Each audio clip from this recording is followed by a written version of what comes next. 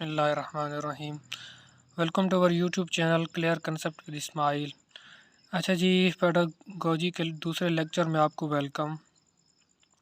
अच्छा जी, पेडागोजी का लाइन टीचर पेपर हुआ था, ठीक है। उसके कुछ इंपॉर्टेंट एमसीक्यूज़ थे, तो उसका जो पेपर था वो मुझे ब्लर मिला था, तो मैंने सोचा आपके लिए एक रफ़ कॉपी पे लिख लूँ और आपके साथ शेयर करूँ जो इम्पोर्टेंट एमसीक्यूज़ थे। ये लाइन टीचर पेपर हुआ था 17/3/2021 को, ठीक है जी। उसके कुछ इम्पोर्टेंट एमसीक्यूज़ थे, बहुत इम्पोर्टेंट हैं, ठीक है, और इजी भी हैं, तो उनको देखते हैं जी कौन कौन से थे। अच्छा जी, फर्स्ट नंबर पे हमारा है financial year in Pakistan begins on. जो माली साल होता है, पहला माली साल इन पाकिस्तान, वो कब स्टार्ट होता है? जो बजट के बाद जो शुरू होता है साल, महीना, ठीक है। वो 1 जनवरी से शुरू होता है या 1 अप्रैल से या फिर 1 जुलाई से। तो 1 जुलाई से ही स्टार्ट होता है फाइनेंशियल ईयर हमारा पाकिस्तान का। जून में बजट आता है और जुलाई में स्टार्ट होता है हमारा नया माली साल, फाइनेंशियल ईयर। तो Charlie will be our right option. Number 2 पे जी, the record of events which furnishes materials for a history of school is called, ठीक है। अच्छा, अब वो कहता है कि फर्निशिस मटेरियल का जो हिस्ट्री का रिकॉर्ड होता है उनको हम कौन सी बुक में लिखते हैं? लॉग बुक में, स्कूल कैलेंडर में, या फिर स्कूल रिकॉर्ड में। तो फर्निशिस के मटेरियल जो भी फर्निश मटेरियल के मुताबिक के रिलेटेड जो भी चीज़ होगी उसको हम लॉग बुक में ही डेटे को लिखेंगे। तो alpha will be our right option, ठीक है जी। उसके बाद नंबर 3 पे, the record of financial transaction of this school is kept in. अब फिनंशियल ट्रांजैक्शन जो होती है, स्कूल की माली जो ट्रांजैक्शन होती है, उसको कौन सी बुक में लिखते हैं? अल्फ़ा लॉग बुक में, बीटा एडमिशन रजिस्टर में, और नंबर चार्ली पे कैश बुक में। तो फिनंशियल ट्रांजैक्शन ज़ाहिर सी बात है हम उसको कैश बुक में ही उसका डेटा जो है उसका रिकॉर्ड हम लिखते हैं। तो Charlie will be our right option. अच्छा, नंबर 4 पे है जी, the record of official life of any employ is stated in. अच्छा, आप किसी भी जो एम्प्लॉय होता है, ऑफिशियल एम्प्लॉय, उसकी ज़िंदगी का पूरा जो डेटा होता है, ठीक है, उसने कितने साल मुलाजमत की, उसके क्या क्या मराहत थी, इन सब का जो डेटा हम एक लिखते हैं वो कौन सी बुक में लिखते हैं? सर्विस बुक में, स्टॉक रजिस्टर में, या फिर कैश बुक में। तो alpha will be our right option. Service book में हम उसका डेटा को रिकॉर्ड करते हैं, ठीक है जी। नंबर 5 पे है जी, in peoples attendance register which order the name of student should preferably followed. अच्छा, अब स्कूल का जो रोल कॉल का जो रजिस्टर होता है, हाज़िरी का रजिस्टर होता है, उसके अंदर नाम का इंदराज किस तरीके से हम करते हैं, ठीक है। डिसेंडिंग ऑर्डर के ऊपर, अल्फ़ाबेटिकल ऑर्डर, या फिर एडमिशन ऑर्डर। अच्छा, जो रजिस्टर होता है उसके अंदर आप ना तो आप डिसेंडिंग ऑर्डर में लिख सकते हैं, ना असेंडिंग ऑर्डर में आप स्कूल बच्चों के नाम लिख सकते हैं, ठीक है। उसके बाद है अल्फ़ाबेटिकल ऑर्डर में भी आप नहीं लिख सकते।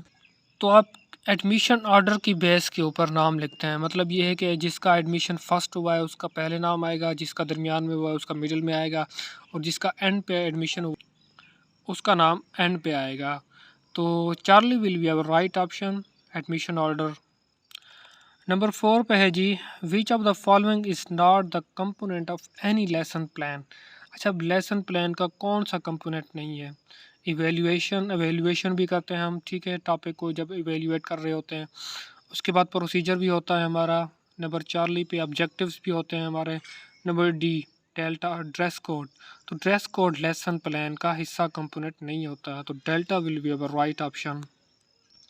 उसके बाद ये नंबर 7 पे, विच of the following is more logically sequence of lesson implementation. अच्छा, अब लेसन इम्प्लीमेंटेशन का सीक्वेंस क्या होना चाहिए जब आप क्लासरूम में जाकर लेक्चर को डिलीवर करते हैं? तो क्या तरतीब होती है आपकी? आप जाते जाते ही लर्निंग करना स्टार्ट करवा देते हैं, इंटरेक्शन करते हैं, फिर उसके बाद जाके मोटिवेशन देते हैं या फिर उसके बाद जाके असेसमेंट देते हैं। तो ऐसा तो नहीं होता ना कि आप जाकर बच्चों को पढ़ाना लग जाएं। सबसे पहले आप जाकर क्लासरूम में इंटर होते हैं, उसके बाद आप मोटिवेट करते हैं बच्चों को, जो आपने पढ़ाना होता है उनके बारे में थोड़ा सा आइडिया देते हैं कि बच्चों हमने आज ये पढ़ना है, इसके की पॉइंट्स आप बता देते हैं बच्चों को। उसके बाद आप फिर बच्चों से इंटरेक्शन करते हैं, ठीक है, उनसे सवाल जवाब पूछते हैं। उसके बाद जाकर आप फिर बच्चों को पढ़ाते हैं, ठीक है। एंड पे आप फिर जब पढ़ा लेते हैं तो फिर आप उनको असेसमेंट देते हैं। तो beta will be a right option. सबसे पहले आप मोटिवेशन देते हैं, उसके बाद आप इंटरेक्शन करते हैं, एंड उसके बाद आप फिर लर्निंग करते हैं, एंड आखिर पे आप क्या उनको असेसमेंट देते हैं। तो beta will be our right option.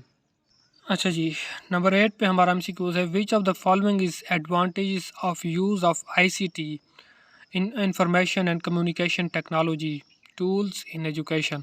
अब आईसीटी का जो हम क्या एडवांटेज है जब हम उनको एजुकेशन में यूज़ करते हैं आईसीटी टूल्स को, ठीक है।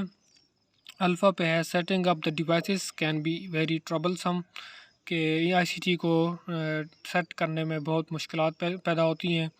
Beta, these are too expensive to afford, ये बहुत ज़्यादा महंगी होती हैं ताकि हम उनको अफोर्ड कर सकें।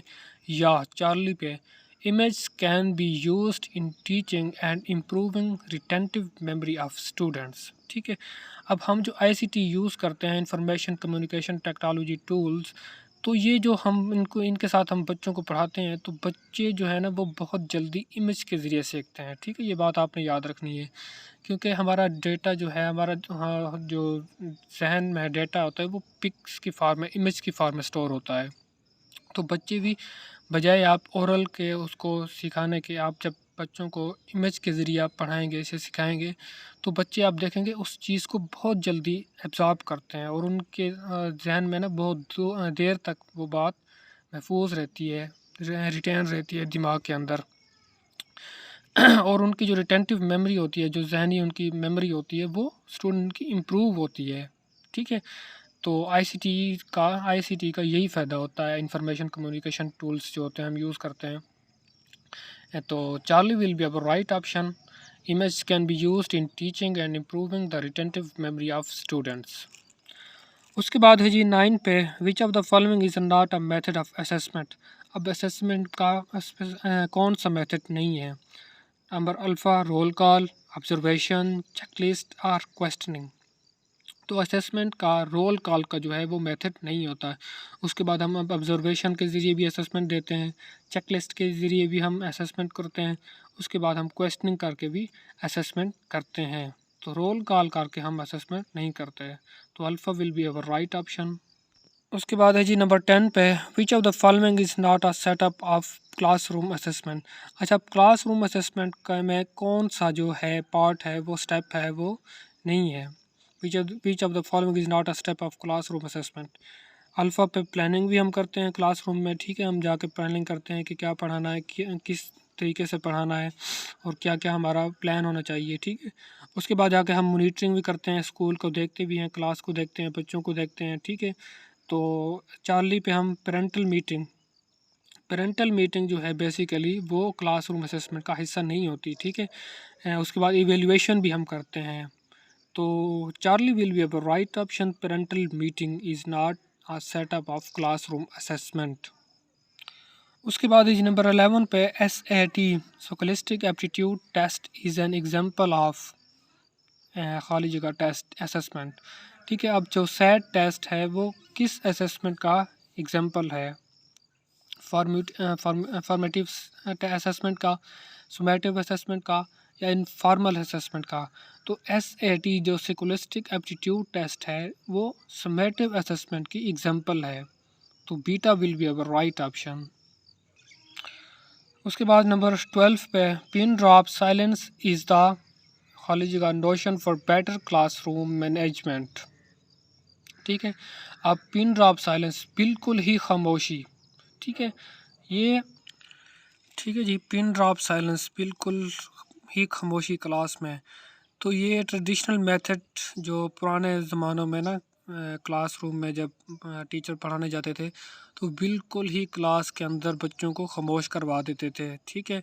तो वो समझते थे कि ये बेटर क्लासरूम मैनेजमेंट है, ठीक है। तो pin drop silence is the notion for better classroom management traditional है, लेकिन आजकल मॉडर्न और वेस्टर्न दौर में ये तरीका बिल्कुल भी नहीं पसंद किया जाता और ना ही अपनाया जाता है। उसके बाद नंबर 13 पे है जी, when is the best time to tell students about the rules and consequences of for better classroom management, ठीक है। अब कौन सा सही वक्त होता है जब आप क्लासरूम को अपने उस रूल्स और रेगुलेशन के बारे में बताते हैं, जब आप क्लास में पहले पहले जाते हैं, ठीक है। आप नंबर अल्फ़ा पे है with the passage of time, आप पैसेज ऑफ टाइम के साथ आप बताएंगे। बीटा पे ड्यूरिंग ब्रेक और चार्ली पे on the very first day.